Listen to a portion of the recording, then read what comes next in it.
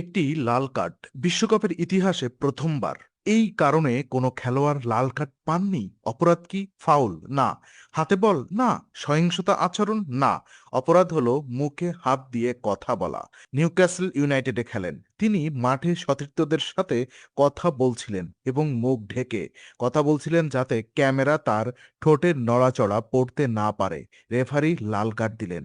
ফিফার নতুন নিয়মে পৃথিবী হতবাক। প্রশ্ন উঠল, এটা কি ফুটবলের সবচেয়ে বোকা নিয়ম, নাকি এর পেছনে কোনো যুক্তি আছে? আজকের বিং ইনসাইটে আমরা বিশ্লেষণ করব সেই নিয়ম এবং অ্যালমেরনের সেই ঐতিহাসিক লাল কার্ডের পুরো গল্প। নিয়মটা কি? ফিফা কি বলছে? প্রথমে নিয়মটা ভালো করে বোঝা দরকার। ফিফা 2026 বিশ্বকাপের আগে একটি নতুন নির্দেশিকা জারি করেছে। নিয়মটা বলছে কোনো খেলোয়াড় যদি মুখ ঢেকে কথা বলেন, বিশেষত রেফারির বা ম্যাচ কর্তাদের দিকে তাকিয়ে, তাহলে সেটা সন্দেহজনক আচরণ এবং শাস্তিযোগ্য। ফিফা বলছে এই নিয়মের উদ্দেশ্য হলো রেফারিকে প্রভাবিত করার, গোপন চেষ্টা বন্ধ করা, মাঠে স্বচ্ছতা নিশ্চিত করা। কারণ আধুনিক বিশ্বকাপে প্রতিটি মুহূর্ত একাধিক ক্যামেরায় ধরা হচ্ছে এবং লিপ রিডিং অর্থাৎ ঠোঁট দেখে কথা বোঝার প্রযুক্তি এখন অনেক উন্নত। ফিফা চায় মাঠে যা বলা হচ্ছে সবকিছু স্বচ্ছ থাকুক, কিন্তু এই যুক্তি অনেকের কাছে গ্রহণযোগ্য নয়। অ্যালমিরনের ঘটনা ঠিক কি হয়েছিল? মিগুয়েল অ্যালমিরন প্যারাগুয়ের অন্যতম সেরা খেলোয়াড়। প্রিমিয়াম লিগে নিউক্যাসল ইউনাইটেডে দীর্ঘদিন ধরে খেলছেন। অভিজ্ঞ, পরিপক্ক, বিশ্বকাপে প্যারাগুয়ের গুরুত্বপূর্ণ মিডফিল্ডার। ম্যাচের একটি মুহূর্তে অ্যালমিরন সতীর্থদের কাছে গেলেন এবং মুখে হাত দিয়ে কিছু বললেন, সম্ভবত কৌশলগত কথা, প্রতিপক্ষ যাতে না শুনতে পারে সেজন্য। কিন্তু রেফারি সেটা দেখলেন এবং ফিফার নতুন নির্দেশিকা অনুযায়ী লাল কার্ড। অ্যালমিরন হতবাক, সতীর্থরা হতবাক, দর্শকরা হতবাক। কারণ মাঠে কোনো ফাউল হয়নি, কোনো সহিংসতা নেই, কোনো গালি নেই, শুধু মুখ ঢেকে কথা বলা। এবং এই কারণে বিশ্বকাপের ইতিহাসে প্রথমবার একজন খেলোয়াড় লাল কার্ড পেলেন।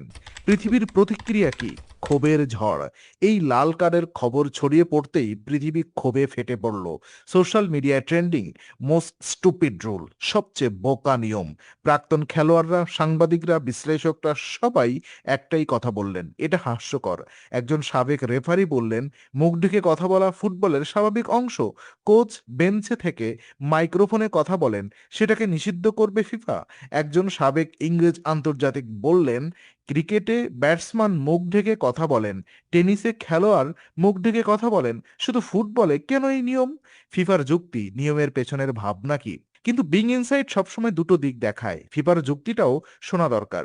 ফিফা বলছে এই নিয়ম শুধু মুখ ঢাকার বিরুদ্ধে নয়, এটা একটি বৃহত্তর স্বচ্ছতার আন্দোলনের অংশ। আধুনিক ফুটবলে কিছু দল মাঠে গোপন সংকেত ব্যবহার করে রেফারিকে বিভ্রান্ত করতে বা প্রতিপক্ষের কৌশল গোপনে বদলাতে। ফিফা মনে করছে মুখ ঢেকে কথা বলা এই গোপন যোগাযোগের একটি অংশ হতে পারে এবং লিপ রিডিং প্রযুক্তি এখন এত উন্নত যে মুখ না ঢাকলে প্রতিপক্ষের দল ক্যামেরা দেখে কৌশল জেনে নিতে পারে। তাহলে ফিফা কি আসলে খেলোয়াড়দের সুরক্ষা দিতে চাইছে? ক্রিকেটের উদাহরণ অন্য খেলায় কিভাবে সমাধান হয়েছে দেখুন। ক্রিকেটে এই সমস্যার একটি চমৎকার সমাধান আছে। ব্যাটসম্যান এবং ফিল্ডাররা মুখ ঢেকে কথা বলেন বৈধভাবে, কারণ সেটা কৌশলগত একটা স্বাভাবিক। কিন্তু ডিআরএস বা ডিসিশন রিভিউ সিস্টেমের মাধ্যমে সব সিদ্ধান্ত স্বচ্ছ থাকে। ফুটবলে ভিএআর আছে, কিন্তু ভিএআর গোপন, কথোপকথনের বিষয়ে কিছু করতে পারে না। তাহলে ফিফা কি মুখ ঢাকা নিষিদ্ধ করার বদলে অন্য কোনো প্রযুক্তিগত সমাধান খুঁজতে পারত? অনেক বিশেষজ্ঞ মনে করেন হ্যাঁ, কিন্তু ফিফা সহজ পথে গেছে, নিষেধাজ্ঞার পথে। তো এর প্রভাব কি? প্যারাগুয়ের ম্যাচে কি হলো?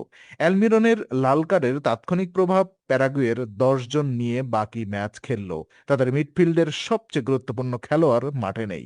পরিণতি সহজেই অনুমান করা যায়। প্যারাগুয়ে ম্যাচ হারলো একটি অদ্ভুত এবং অনেকের মতে অন্যায্য কারণে। তাদের সেরা মিডফিল্ডার বিশ্বকাপের গুরুত্বপূর্ণ ম্যাচে মাঠের বাহিরে, এবং লাল কার্ডের অর্থ পরের ম্যাচেও সাসপেনশন। অর্থাৎ একটি মুখ ঢাকার কারণে অ্যালমিরন দুটি ম্যাচ মিস করলেন। বিশ্বকাপে এটা ন্যায্য?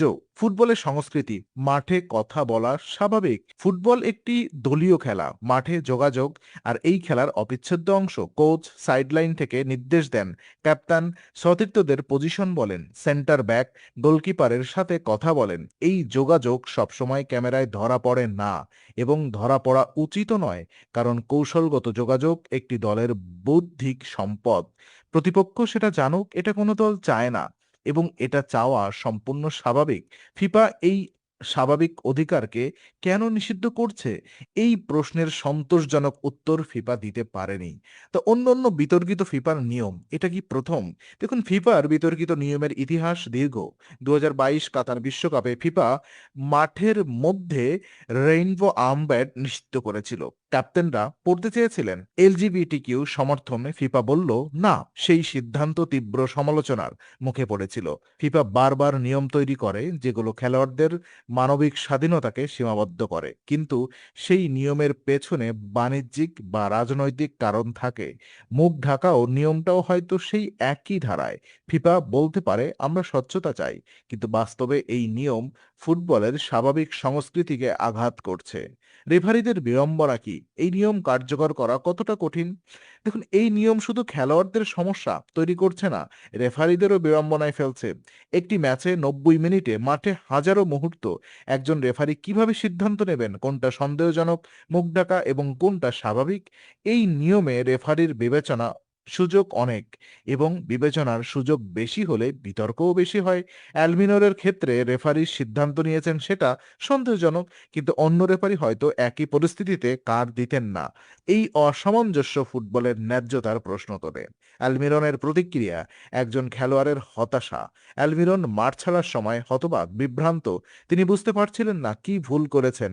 ম্যাচের পর সংবাদ মাধ্যমকে বললেন, আমি সতীর্থদের সাথে কৌশলগত কথা বলছিলাম। এটা ফুটবলের স্বাভাবিক অংশ। কেউ কাউকে আঘাত করেনি, গালি দিইনি, কিন্তু লাল কার্ড পেলাম। এই নিয়ম ফুটবলের কোনো উপকার করছে না। প্যারাগুয়ের ফুটবল ফেডারেশন আনুষ্ঠানিক প্রতিবাদ জানালো, ফিফার কাছে দাবি করলো নিয়মটা পুনর্বিবেচনা করতে হবে, কিন্তু ফিফা এখনো পর্যন্ত কোনো সংশোধন ইঙ্গিত দেয়নি। তো ফুটবল একটি মানবিক খেলা। মাঠে মানুষ কথা বলে, চিৎকার করে, হাত নাড়ে, মুখ ঢাকে, এই সব কিছু এই খেলার জীবন্ত অংশ।